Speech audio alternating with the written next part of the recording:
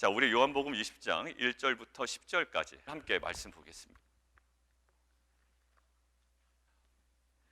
자, 1절에 이렇게 나와 있습니다. 거기 한번 박스를 쳐놓으시죠. 돌이 무덤에서 옮겨진 것, 거기다가 밑줄을 딱 하시든지 박스를 쳐놓으시든지 그러세요. 돌이 무덤에서 옮겨진 것. 예, 돌이 무덤에서 옮겨진 것을 보고라고 그랬어요. 이게 그러면 돌이 무덤에서 옮겨진 것이 어떤 사인일까요? 우리는 압니다. 이것이 어떤 사인인지. 어떤 시그널일까요? 돌이 무덤에서 옮겨졌다는 것은 무엇에 관한 증명일까요? 무엇의 증거일까요? 우리는 알아요? 우리는 부활의 유력한 증거라는 것을 알고 있습니다. 돌이 무덤에서 옮겨졌다는 것은 부활의 유력한 증거예요. 그런데 이 돌이 무덤에서 옮겨진 것을 보고 마리아의 반응이 전혀 우리와 생각과는 달라요. 어떻게 볼까요? 자, 2절 중반부입니다. 베드로와 예수께서 사랑하시는 그 다른 제자에게 달려가서 누가 말합니다? 예, 막달라 마리아가 이렇게 말합니다. 그것들을 보고 이것을 무엇으로 생각하냐면 사람들이 주님을 무덤에서 가져다가 어디 두었는지 우리가 알지 못하겠습니다. 이것을 우리는 부활의 유력한 증거로 보는데 막달라 마리아는 무엇의 증거로 봅니까? 예, 시신이 도난당했다라는 증거로 봅니다. 지금 돌이 무덤에서 옮겨졌다는 사실을 우리는 후대가 돼서 우리는 후대 사람이기에 부활의 유력한 증거인 줄 알지만 이 막달라 마리아와 제자들은 무엇으로 본다고요? 예, 시신이 도난당했다라는 증거로 봅니다. 여러분들 왜 이것이 중요했냐면 어제 본문에서는 제가 말씀 안 드렸지만 이 무덤이 어떤 무덤이라고요? 헛무덤입니까? 새무덤입니까? 새무덤. 누가 장사된 일이 없었던 무덤이라지. 그게 무슨 중요해? 중요합니다. 원래 유대인의 율법에 따르면 이런 사람들은 어디다 제장된다고요? 예, 그냥 공공장소에 어딘가 버려지는 거예요. 이 시신이 양도되지도 못해요. 그리고 로마법으로는 어떻게 된다고 그랬죠 어제? 예, 그냥 매달아 놓습니다. 자, 그러면 사람들이 어떤 시신이 있는 곳에 던져놓으면요, 이 시신이 없어졌는지 사라졌는지 있는지 아무도 몰라요. 그리고 그 무덤에 누가 묻혔거나 누가 묻혀있었거나 나사로는 어떻게 됩니까? 나사로는 어떻게 보면 그 무덤에 누군가 있었고요, 나사로가 걸어 나온 거거든요. 근데 지금 만약에 어떤 시신이 있었다, 근데 시신 하나가 없어졌다. 그게 예수의 시신인지 갑돌이 시신인지 홍길동 시신인지 어떻게 압니까? 근데 지금 빈 무덤이었고요, 새 무덤이었어요. 거기에 오직 시신 누구만 들어갔어요? 예수의 시신만 들어갔고요. 지금 무덤이 열리고 보니까 뭐가 있다? 시신이 아무것도 없더라. 10개 중에 하나가 없어진 게 아니라 하나 중에 하나가 없어진 거예요. 그러니 이것들은 완벽하게 어떻게 부활했다라는 증거임에도 불구하고 무엇으로 봅니까? 예, 시신 도난의 증거로 바라보고 있다는 거예요. 그거에 대한 핵심은 이겁니다. 한번 밑줄을 거놓을 거예요. 우리가 알지 못하겠나이다 라는 거예요. 우리가 알지 못하겠나이다. 우리가 알지 못하겠나이다. 우리 처음에 그래, 하나님께서는 우리에게 정말로 은혜의 사인을 주십니다. 마치 오늘 부활의 사인으로 돌을 무덤에서 옮기신 것처럼 하나님께서는 정말 우리에게 은혜의 사인으로 다가오신다고요. 근데 우리의 첫 반응은 뭘까요? 우리의 생각과 다르기 때문에 이런 식으로 반응해요. 우리는 도무지 이 사인이 어떤 사인인 줄을 모르겠습니다 라는 게 반응이에요. 건강을 잃으면 어떻게 됩니까? 건강 잃으면 우리는 도무지 내가 왜 건강을 잃어야 되는지 난 도무지 모르겠습니다. 이렇게 열심히 신앙생활을 했는데 이런 반응이죠. 그리고 경제적으로 어려움이 닥치면 뭐죠? 내가 이렇게 교회 위에 헌신했는데 우리 집안의 경제가 왜 이 모양인지 우리는 도무지 알지 못하겠습니다 라는 게 우리의 반응이에요. 여러분들, 우리가 또 가정에 자녀들이라도 조금 안 좋게 되면 어떤 반응일까요? 우리의 자녀가 왜 이렇게 됐는지 도무지 알지 못하겠습니다 라는 거예요. 근데 사실 이것은 우리는 알지 못하지만 돌이 무덤에서 옮겨진 것이 이 여인들은 무엇인지를 알지 못했지만 사실 이것은 부활의 유력한 증거였어요. 여러분들은 왜 아픈지, 왜 경제적으로 어려운지, 왜 자녀들에게 어려운 일이 생겼는지, 왜 갈등이 있는지, 왜 이런 코로나 사태가 임하는지 우리는 알지 못하지만 이 뒤에 배후에서 역사하신 하나님의 주권적인 섭리 아래 하나님께서 예배하신 놀라운 은혜의 사인이요 은혜의 시기로 우리는 받아들여야 할 줄 믿습니다. 여러분들, 그런데요, 이 제자들과 이 여인들이요 모르는 거예요. 근데 언제 알까요? 8절 한번 보세요. 8절 그때서야 라고 합니다. 거기 딱 영어 성경에는 finally라고 되어 있죠. finally, 그때서야. 맨 마지막에 동사가 뭡니까? 들어가 보고 믿더라 라는 거예요. 들어가 보고 믿더라. 결국 믿었네요. 이 믿음이 어떤 정도의 수준의 믿음인지는 정확히 모르겠으나 믿었네요. 뭘 믿었을까? 부활하신 거를 믿은 거예요. 아, 다시 살아나셨나 보다 라는 걸 그때서야 믿은 겁니다. 자, 그러면 그 중간에 뭐가 있을까요? 과정이 있어요.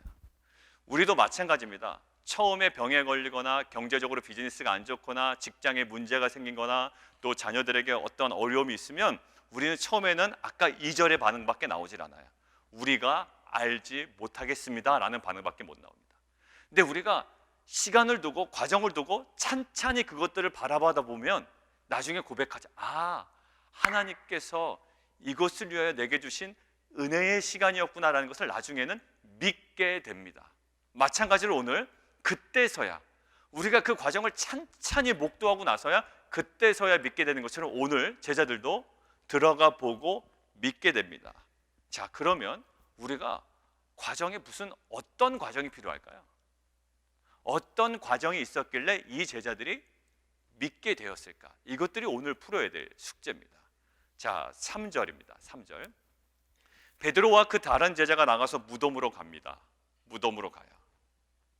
둘이 같이 다름질하더니 그 다른 제자가, 요한으로 우리가 생각하고 있죠. 다른 제자가 베드로보다 더 빨리 달려가서 먼저 무덤에 이르렀다.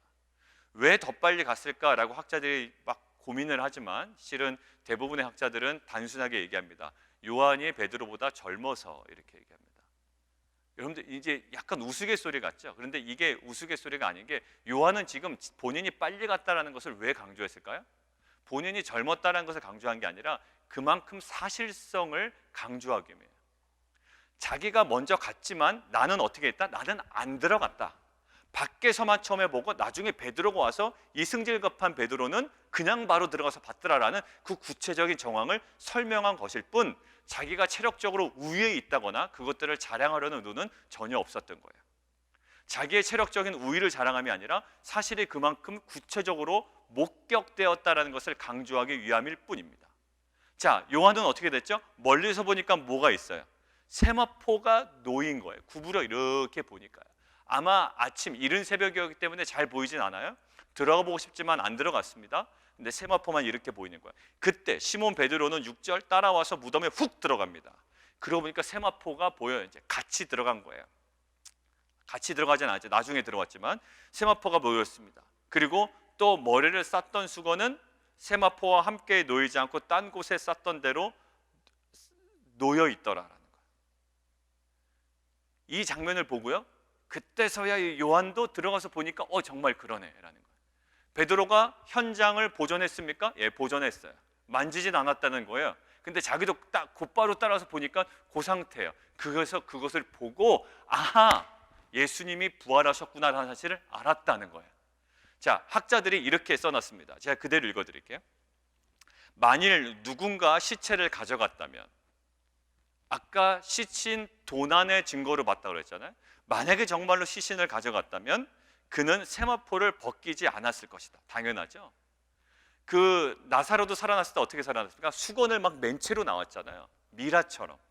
시신을 막 가져갔다면 그는 세마포를 벗기지 않았을 것이고, 머리를 감싼 수건을 풀러서 딴 곳에 정리하는 수고를 하지 않았을 것이라는 거예요.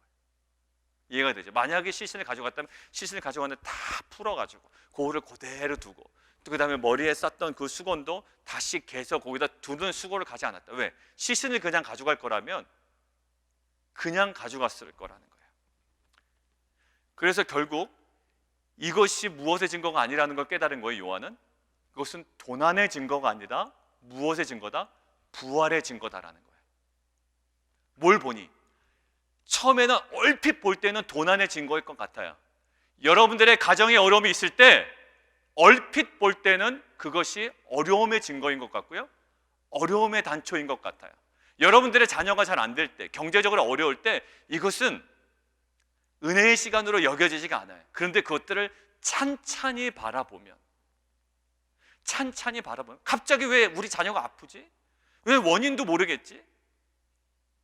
그냥 이것은 굉장히 우리 자녀를 어렵게 하는 그런 일들로만 여겨진대요. 그런데 이것들을 찬찬히 바라보다 보면 이것이 도난의 증거가 아니라 부활의 증거처럼 여겨졌듯이 우리에게 은혜의 증거로 보이는 시각이 열려요. 근데 그것이 어디서 드러났을까요? 어디서 드러났을까요? 저는 무엇으로 봤냐면 이거예요. 만약에 도난의 증거였다면 그 안에 분명히 혼잡했을 거예요. 막 급하게 가져가더라고요. 피도 보였을 거고요. 피도 보였을 거 아닙니까? 왜냐면 피와 물을 다 쏟으셨는데 그게 다 쏟았다고 하나도 남지 않으셨을 거 아니에요? 뭔가 쌌지만 거기도 막 흘린 피가 좀 있었을 것이고요. 뭔가 혼잡한 일이 있었을 거예요. 근데 신기하게도요, 빈 무덤에 들어가 보니까 저한테 발견되는 건 그거예요. 단정함이 있었던 거예요. 단정함. 그리고 질서가 있었어요. 그리고 평안이 있습니다. 저는 이거라고 봐요. 처음에는요, 자녀가 아프면 또 여러 가지로 또 사업이 잘 안 되면 직장에 문제가 있으면 혼란스럽고 두렵고요, 굉장히 마음이 불안합니다. 그런데 이것을 주님의 관점으로 우리가 깊이 묵상하고 관찰을 하다 보면 이 안에 뭐가 와요? 예, 평안이 와요. 질서가 임하고요, 뭔가 정돈되기 시작합니다. 그때 무엇이 보인다고요? 이것이 도난의 증거가 아니라 부활의 증거라는 확신이 임하는 거예요. 코로나로 막 들썩들썩하죠. 난리가 나고요. 뉴스 하나만 해도 막 이랬대 저랬대, 비본질에 그냥 완전 사로잡혀서 뭐가 뭔지를 모를 때에 이때 우리가 집에 있을 수밖에 없다고요. 그죠? 대부분의 시간을. 주중 성경 공부는 아마 못할 것 같아요. 그러면 집에 있을 수밖에 없잖아요. 그러면 이때 지금 우리의 자녀와의 관계가 회복되는 은혜의 시간이다라는 관점이 보이면서 뭔가 질서가 있게 되고 단정하게 시간들이 정리되기 시작한다고요. 이것이 우리에게 주는 유익이에요. 근데 이 시각을요, 항상 뉴스에서 떠드는 대로만 봐. 이랬대 저랬대 하다가 코로나는 다 진정이 됐습니다. 근데 신앙적으로 남는 건 아무것도 없어. 코로나다가 코로나는 어느 정도 가면 진정이 되겠죠. 근데 그때 자녀와 함께 할 수밖에 없는 이 시간들, 그리고 예배 중요성을 깨달을 수 있는 이 시간들 하나도 못 깨닫고 오히려 온라인 예배 드릴게 하는데 예배도 안 드리고, 그러다가 어떻게 돼요? 시간은 흘러 코로나는 진정이 됐어요. 그러나 이 코로나의 모든 시간을 통해서 하나님께서 예배하신 그 모든 것들은 하나도 누리지 못하고 다시 일상으로 그냥 훅 돌아가 버리는. 비즈니스가 안 좋잖아요. 직장에서 문제가 있잖아요. 자녀가 아프잖아요. 근데 그 시간에 정돈과 질서 있게 하나님의 뜻을 구별하지는 못하고 그냥 자녀는 회복이 되고 사업은 회복이 되고 직장에서 문제는 해결이 돼요. 일상으로 돌아가. 근데 아무런 영적인 유익은 없어요. 이것은 문제 아닙니까? 근데 다행히도 지금 이 제자, 지금 요한인 것 같아요. 요한은 그때야, 그래도 감사하게, 그때야 뭐 어떻게 하더라? 보고 믿더라. 이것으로 끝나면 그냥 그 상황을 관찰하면 끝날 것 같지만 실은 요한복음은 괄호 안에 의미심장한 메시지를 구절에 두고 있습니다. 같이 한번 읽을까요? 시작. 그들은 성경에 그가 죽은 자 가운데서 다시 살아나야 하리라 하신 말씀을 아직 알지 못하니라. 이거예요. 우리가 사실을 관찰하다 보면 여러분들, 저는요, 신앙이 없는 사람들도요, 나중에 회복이 되면 이거 하나님께 쓰셨어라는 얘기를 안 한 사람은 못 봤어요. 다시 말씀드립니다. 비즈니스 안 좋잖아요. 그냥 무작정 새벽기도 나와요. 아프잖아요. 새벽기도 나옵니다. 못 나올 때도 있지만 무작정 기도해. 그런데 기도하니까 낫는지 기도 안 해서 낫는지 우린 몰라요. 근데 아무튼 회복이 됐단 말입니다. 그러면 그때 뭐라고 얘기할까요? 하나님께서 해주셨어요 라고 해요. 모든 거 하나님께서 하셨습니다. 여러분들, 저는요, 그때도 말씀드렸죠. 이 빌라도의 두려움을 신앙으로 보지 않는다고, 학자들이 굉장히 빌라도의 두려움을 쪼개고 몰아본다고요. 그것을 신앙으로 여기지 않아요. 여러분들, 오늘 구절은요, 보고 믿은 것을 딴지 거는 거예요. 어떻게 보면 그냥 그 상황을 보고 정돈돼 있었네, 세마포가 그대로 있었네, 머리 싼 수건이 거기 있었네 라고 보고 믿은 것을 믿었지만, 그것을 보고 믿었지만 글쎄 뭐 이런 반응이에요. 안 좋았다가 좋아지는데 하나님께 영광 안 돌릴 사람이 어디 있겠어요? 그거를 신앙이라고 저는 여기지 않는 것으로 봐요. 구절은 뭐냐면요, 이거예요. 우리가 지금 어려울 때 지금 어떻게 했으면 하기를 원했던 거예요. 성경은 그 예수님께서 십자가에 못 박혀 돌아가시고 무덤이 열렸을 때 그 정돈된 것을 보지 않더라도 빈 무덤인 상태만 보더라도 이 사람들이 무엇을 보고 알기를 원했어요? 구약의 말씀이 이루어진 것이구나라고, 이 말씀이 응한 것임을 통하여 믿기를 원했던 거예요. 그런데 수준이 어디까지만 머물렀다? 잘된 거 보니까 하나님이 하신 거네, 이 정도는 아니잖아요. 지금 우리가 하나님께서 우리에게 말씀을 주지 아니하시고 어떤 일을 행하시거나 우리에게 성취하신 적은 없어요. 그게 무슨 개념인지 모르시는 분들도 계시겠지만 실은 하나님께서 우리에게 말씀으로 계속 다가오세요. 교회를 세울 때도 실은 말씀으로 세우시고요, 우리가 옮길 때도 실은 이쪽으로 옮길 때도 말씀으로 하셨고요, 옮기기 위해서 새벽 기도를 시작해야 될 때도 느헤미야의 말씀을 통해서 우리가 하고 새벽 기도 도전을 주시고, 바로 첫날 그 여호와 이레의 말씀으로 뭔가 준비된 듯한 말씀을 우리에게 주셨단 말이에요. 자, 그때 우리는 뭘 알죠? 이곳이 되고 나서야 하나님께서 하셨구나 아는 게 아니라, 여러분들 그때 우리 공동체 어땠습니까? 2년 전 10월 달에 우리가 느헤미야 통해서 새벽기도 딱 순종하고 새벽기도 첫날 그 여호와 이레의 말씀을 딱 받는 순간 막 술렁술렁 거렸다고요. 공동체가 전체적으로 다. 이거 정말? 이렇게? 그러니까 어렵지만 그 말씀으로 버티고 말씀이 성취되는 것들을 기대하니까 뭔가 웨슬리 교회와의 연락이 되고 뭔가 진행이 될 때 이거는 이루어진다라는 다들 공동체 안에 그런 확신이 있었던 거예요. 그러니까 기다림의 시간이었지만 실은 기다림의 시간이 아니었어요. 성취를 간절히 바라고 이루어질 거라는 확신으로 나아가는 소망의 시간이었다는 거죠. 그러기를 원했던 거예요. 내가 너희에게 주었던 말씀이 있는데, 분명히 있잖아요. 이 제자들에게도 인자는요 죽었다가 3일 만에 살아나리라고 분명히 얘기하셨습니다. 그러면 지금쯤 되면 이제는 무엇으로 이 무덤을 봐야 된다고요? 말씀으로 무덤을 봐야 된다고요. 예수님께서 이미 말씀하신, 구약에 쓰여졌고 구약도 시편에 16편 있고 호세아 6장에 있었던 그 말씀으로, 그리고 그 말씀이 아니더라도 예수님께서 살아생전에 임박해서 말씀하셨던 인자는 죽었다가 3일 만에 살아날 거다라는 이 말씀을 통하여 무덤을 바라야 되는데요, 말씀을 통하여 바라보지 못하고 무엇을 통해서 봐요? 거기를 계속 들어가서 세마포 있는 것, 이 모든 것들을 바라보고 그때서야 믿은 것들을 성경은 딴지 걸고 있는 거라고요. 그거 참 감사한데 무엇이 더 너희에겐 필요했다? 성경이 응하게 하려는, 주신 말씀으로 무덤을 바라봐야 되는데 상황으로 상황을 해석하는 거예요. 좋아지니까 하나님께 영광, 할렐루야. 물론 감사해요. 그렇지만 우리는 앞으로 어떤 어려운 상황에 당할 때 그동안 우리가 받았던 말씀으로 그 상황을 바라보고, 우리가 이 코로나 사태를 어떻게 봐야 될까요? 구약에 있는 수많은 말씀들이 있고요, 지금 어제도 우리에게 주셨고요, 코로나 사태에 그렇게 민감하지만 실은 이것은 어떻게 하고요? 스데반 집사를 통해서 실은 우리에게 주신 거 아닙니까? 스데반 집사의 죽음은요 어려움이었어요. 스데반 집사가 생각할 때는요 이럴 수가 있다고, 이게 하나님 나를 위한 인생의 놀라운 계획입니까? 목요일 날도 자시아 전사님이 얘기했지만 이게 정말 나의 인생을 향한 놀라운 계획입니까? 라고 불평할 수 있지만 스데반 집사가 불평이 없다란 말이에요.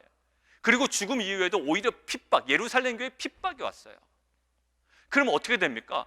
그렇게 헌신해서 죽기까지 했는데 예루살렘 교회가 조금 더 수월해진 것이 아니라 더 핍박이 되고, 성도들은 어떻게 됐죠? 다 흩어진다고요. 지금 코로나 사태 때문에 집안으로 흩어지게 생겼어요. 그럼 우리가 주일에 받았던 말씀이 있다면 우리가 무엇으로 자꾸 바라봐야 됩니까? 코로나 어떡하지? 재택근무야 뭐야 어떻게 하는, 이 모든 것들 전에 주일에 받았던 말씀으로 우리가 바라보면 흩어지는 거 아니에요? 어쩔 수 없이. 그러면 사도행전의 말씀으로 흩어지면 무슨 결과를 낳았다고요? 오히려 복음이 예루살렘에 갇혀 있었던 복음이 어떻게 돼요? 복음의 지리적 지경이 넘어가는, 이제 사마리아로 넘어가는, 사도행전 1장 8절 성령이 너희에게 임하시면 너희가 권능을 받고 예루살렘과 유대와 사마리아와 땅끝까지 이르러 내 증인이 되리라는 이 말씀이 성취되기 위한 흩어짐이었잖아요. 그러면 우리가 말씀으로 어떻게 이 상을 바라봐야 될까요? 예, 우리는 이 올 초에 우리가 어떠한 표를 가지고 부르심으로 나갔습니까? 거룩한 증인의 삶이었다고요. 그래서 사도행전의 말씀이었어요. 그러면 우리가 지금 코로나 때문에 어쩔 수 없이 우리가 각 집으로 흩어질 수밖에 없다고요. 그러면 이 흩어질 때, 우리가 흩어질 때 우리 주변에 있는 사람들에게 어떻게, 우리 주변에 있는 사람들을 돌아볼 수 있는 기회가 된다고요. 맨날 모였는데, 맨날 새벽마다 모였는데 이제는 하나님께서 우리를 흩어지게 하신다고요. 어쩔 수 없이 스데반 집사의 죽음 때문에, 코로나 때문에 어쩔 수 없이 흩어지게 하신다고요. 그러면 어쩔 수 없이 흩어지게 하는 이때에 우리가 사도행전 말씀으로 이 상황을 바라봐야죠. 그러면 어떻게 됩니까? 이제 흩어진 그곳에 사도행전 8장으로 들어갑니다. 이제 돌아오는 주일에 이 흩어진 빌립이 뭐합니까? 거기서 말씀을 전하고 복음을 전하고요. 누구를 만나요? 예, 시몬도 만나고요. 에디오피아 내시도 만나요. 한 번도 이사야의 말씀을 해석이 안 됐던 사람에게 말씀을 해석해 주니 이제 에디오피아 내시가 복음을 받아들이고 예수를 믿고 침례를 받고 변화됩니다. 여러분들, 이 흩어짐은요, 이제는 주위를 돌아볼 수 있는 하나님께서 주신 우리에게 영적인 기회인 줄 믿습니다. 하나님 거룩한 증인의 삶인데 왜 우리를 이렇게 막으시죠? 왜 여러분들 시신의 도난의 증거로만 삼으시냐고요? 왜 이거를 불평할 수 있는 기회로만 삼으시냐고요? 하나님께서 오히려 너무나도 모여있기 때문에, 너무나도 교회만 모여서 우리 교회 잘 된다만 생각하고 있는 우리에게 이제는 어떻게 해요? 코로나를 통하여 흩으신다고요. 근데 이때 온라인 예배 드릴게요, 그냥 만약에 아무 역할도 안 하고 그냥 재택근무냐 아니냐 이거에만 온 곤두서 있고, 이게 우리가 그냥 이것들을 어떻게 할 거냐면 세상적인 반응으로 반응한다면, 사도행전 말씀과 우리의 코로나와 연결이 안 된다면 오늘 딱 9절이에요. 너희들은 나중에 잘 되면 코로나 사태 회복하게 해주신 하나님 감사합니다라고는 이야기할지 모르지만, 코로나 사태를 통하여 내가 너희에게 말씀을 한 번도 주목하지 않고 그 기간에 그냥 룰루랄라하고 오히려 집에 있는 것, 밥 사 먹고 장 보고 이러는 것에만 하다가 좋아지니까 그것에 감사하고, 이것은 정말로 하나님께서 우리에게 주신 은혜의 길을 상실하는 무책임한, 여러 번 말씀드렸지만 정말로 무책임한 공동체가 된다는 거죠. 사랑하는 성도 여러분들, 어쩔 수 없이 흩어져야 돼요. 다 모일 수 없어요. 다 모일 수 없습니다. 다 모여야지만 우리가 막 믿음 있는 공동체는 아니에요. 그리고 각자마다 아프시면 절대 오지 마세요. 그것들은요, 국가를 위하는 것이고 우리 공동체를 위하는 것이에요. 오지 마세요. 나는 열났는데도 오겠다, 그러지 마세요. 그런 열심이 있다면 평소에 잘하시면 됩니다. 평소에 그런 열심이 있다면 평소에 잘하셨어야 돼. 제가 보기에 지금 막 이럴 때 막 자신의 막 믿음을 보이려고 그러지 마시고 평소에 잘하시고요. 지금은 철저하게 흩어지세요. 철저하게 흩어지시고 하나님께 주신 이 흩어짐의 기회를 지난주 말씀을 근거로 우리가 바라볼 수 있는 영적인 눈이 열리기를 원합니다. 아파요. 죽었어요.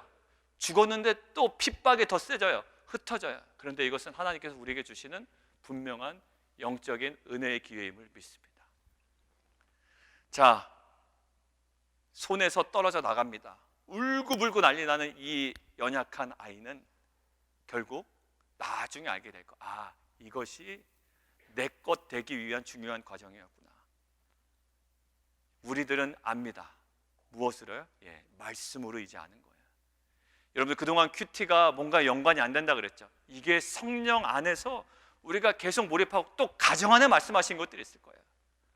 가정이 뭔가 깨졌다면, 가정이 아니면 뭐 회복해야 될 일이 있다면 어쩔 수 없이 부대끼어야 되거든요. 근데 이것들의 관점이 누락이 되면요, 붙어있는 시간 싸우기만 할걸요 아마. 하나님께서 이게 하나됨이다 그러면 어떻게 해서든지 인내할 거예요. 근데 같이 있다 보면 또 자꾸 말로 쏘아붙이게 되고 그래요. 여러분들, 그 관점을요, 아이들과 4월 10일까지는 계속 붙어 있으셔야 돼요. 4월 10일까지는 아이들 학교도 못 보낸다고요. 그것이 문제가 될 경우에는 더 연장될 수도 있어요. 여러분들, 그때 하나님께서 주신 정말 은혜의 시간인 줄 알고 우리가 말씀으로 그 상황을 감당해내는 귀한 공동체 되기를 원합니다. 우리 같이 좀 기도하겠습니다. 우리 좀 같이 기도할 때요, 사도행전의 말씀을 통하여 우리에게 주셨어요. 메시지를. 뭐라고요? 스데반 집사의 죽음이 있대요. 안 죽었으면 참 좋았겠죠. 안 죽었으면 스데반 집사 사역 더 많이 했겠죠. 근데 이게 무슨 사인이라고요? 이게 하나님의 은혜의 사인이에요. 스데반 집사는 본인이 죽는데도요 아쉬워하지도 않아요. 우리는 안타까워요. 막 계산을 하죠. 계산기를 두들겨. 안 죽었으면 스데반 집사가 더 많은 후배들을 양성했을 것이며 더 많은 곳에 복음을 전했을 것이며 너무 아깝다라고 생각하지만 그 죽음은요, 또 산술적인 계산도 또 안 나와. 죽음은 오히려 예루살렘 교회 핍박이 와. 더 안 좋아졌어. 근데 어떻게 됩니까? 또 흩어져. 더 난리가 난 거예요. 근데 이 흩어짐을 통하여 그 사마리아와 온 땅으로 복음이 전해진다라는 하나님의 사도행전 1장 8절의 말씀이 성취되는 미래가 됩니다. 우리가 이제는 당분간 흩어질 수밖에 없어요. 이것은 우리에게 사도행전을 통하여 우리에게 주시는 분명한 음성이 있습니다. 하나님 흩어진 그곳에서 거룩한 증인의 삶을 우리가 못 살았던 것 같아요. 맨날 모이기에 힘쓰고 우리 안에 훈련하고 교육하고 양육하고 다 좋습니다만 하나님께서 우리에게 우리 주변의 사람들을 들어보게 하시는 이 거룩한 증인의 삶을 사마리아로 땅끝으로 하나님 바라보게 하신 하나님의 은혜의 시간인 줄 믿습니다. 하나님 반응하게 하시고 순종하게 하시고 말씀이 응하는 것으로 말씀의 관점으로 이 모든 상을 바라볼 수 있는 귀한 공동체 되게 도와주십시오. 우리 함께 기도하며 나가도록 하겠습니다. 우리 한 번에 좀 기도하실까요? 기도하실 때 하나님 우리 안에 이제 2주 동안 일단 시설이 클로즈 되기 때문에 믿음의 결정을 해야 됩니다. 그럴 때 하나님 우리 안에 하나님 가장 합당한 결정이 우리 가운데 내려지게 하시고 이번에 이 흩어짐을 우리가 하나님 영적인 기회로 하나님의 그 구속사를 이루는 또 다른 미랄로 우리가 참 받아들이고 잘 활용할 수 있도록 주님 인도해 주십시오. 이 주일 예배에 대한 이 모든 결정이 주님의 뜻 가운데 하나님 우리가 결정해 나갈 수 있도록 인도해 주십시오. 우리 함께 기도하며 나가도록 하겠습니다. 살아계신 하나님, 돌이 무덤에서 옮겨진 것, 그것은 분명한 부활의 유력한 증거였습니다. 그러나 마리아와 제자들은 그것을 시신도난의 증거로 인식합니다. 그러나 그 상황들을 곰곰이 살펴본 결과 특별히 요한은 그 모든 것들을 보고 그때서야 예수님이 부활하신 것을 압니다. 사건 자체는 혼동스러웠고 사건 자체는 너무나도 두려운 상황이었습니다. 그러나 그 혼란 속에 그 단정함과 그 질서와 평안을 누림으로 그것이 하나님의 은혜요 또 부활의 사건임을 알게 됩니다. 그런데 오늘은 그 보고 믿게 된 것들에 대해서 딴지를 걸고 성경은 들어옵니다. 그 빈 무덤을 바라볼 때 예수님께서 살아생전에 말씀하신 말씀으로 빈 무덤을 바라봤어야 한다고 우리에게 도전합니다. 우리가 고민하고 두려워하는 모든 상황이 다 해결된 이후에야 하나님께서 하셨습니다 라는 고백 이전에 그 상황을 직면하는 우리의 태도가 말씀으로, 우리에게 주신 언약의 말씀으로 그 상황을 바라볼 수 있는 믿음의 눈이 열리기를 원합니다. 하나님, 그리고 이제는 어쩔 수 없는 우리의 흩어짐을 우리가 경험해야 됩니다. 사도행전의 7장과 8장이 우리 가운데 실제적으로 이제 임했습니다. 흩어집니다. 예루살렘 교회 핍박에 의하여 흩어집니다. 지금 하나님 코로나로 인하여 교회들에게 핍박이 와 흩어집니다. 그러나 이 흩어짐이 우리를 무너뜨리기 위한 시간이 아니요, 하나님께서 우리에게 거룩한 증인의 사명을 감당하게 하기 위한 하나님의 은혜의 시간인 줄 믿습니다. 하나님, 그러한 관점으로 우리가 지역사회를 돌아보고 우리의 이웃들을 돌아보며 또 하나님 말씀으로 이 상황을 능히 감당해내는 귀한 공동체 되게 도와 주옵소서. 예수 그리스도의 이름으로 감사하며 기도합나이다.